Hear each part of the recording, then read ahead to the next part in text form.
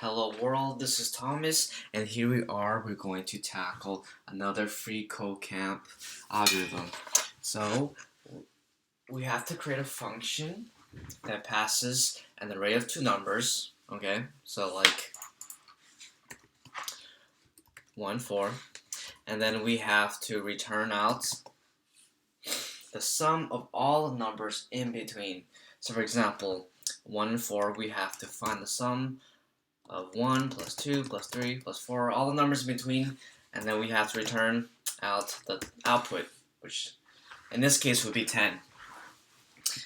And also an added restriction to this is we cannot assume that the first number is the smallest. So for example, we can have 4, comma 1, and then we are also expected to output the same answer.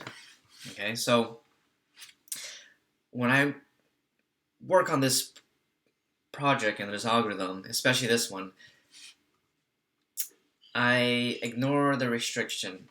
I do the problem without the restriction, and then I modify the code to fit that restriction. Okay, so to start off, I look at this code and I see that it's going from 1 and then it ends to 4. So when I see that, I naturally think of for loops.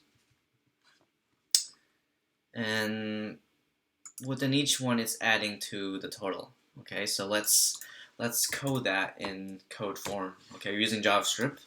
Let's create a total variable and let's initialize it with 0. And we'll eventually return out total. So let's create our for loop. And we'll start our initial value with not 0, but we're going to initialize it with the first element of the given array.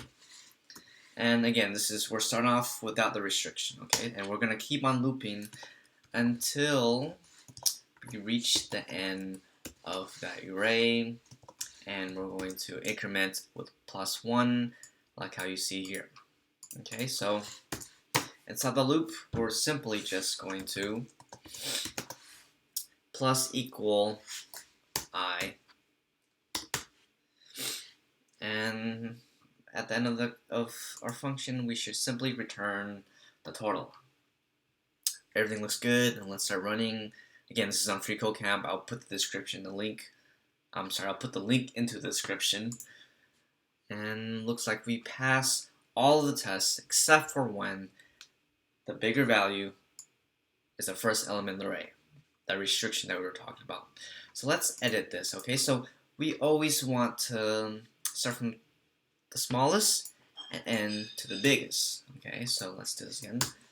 For smallest equals to for biggest. Okay, and we want to again start from the smallest. We'll start from the smallest and end with the biggest. Okay, so luckily we're developing this in JavaScript, and JavaScript has two useful functions that we're going to need today. So first one is math.max and then max.min. So basically what these functions do is you put any number of values into the parameters and it will spit out the min or the max. And that's super useful in this case for us. So for example, for our smallest, we'll do math.min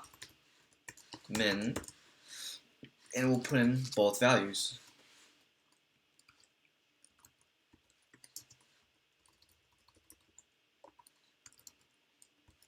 And what that'll do is simply it spits out.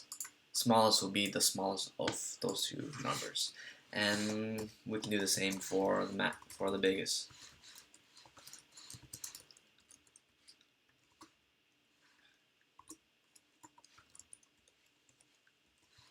Okay. So let's run the code. Everything should work, And hyper combo finish. It works. Okay, let's switch things up. Let's say you were developing this in another language. Most other languages, there's no built-in max or min. So let's try to build something up from scratch. Okay, so we cannot use max or min. Let me delete that out. we're still going to initialize the variable.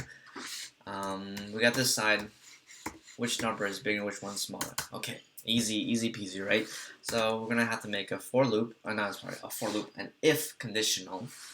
So we're going to do if r is greater than, we can do that. If r0 is greater than r1, then smallest is equals to. So if this is greater than that, then that would be the biggest. Like so. And then that means this is the smallest, okay? Okay, now if that's not true, that means that the other way has to be true, okay?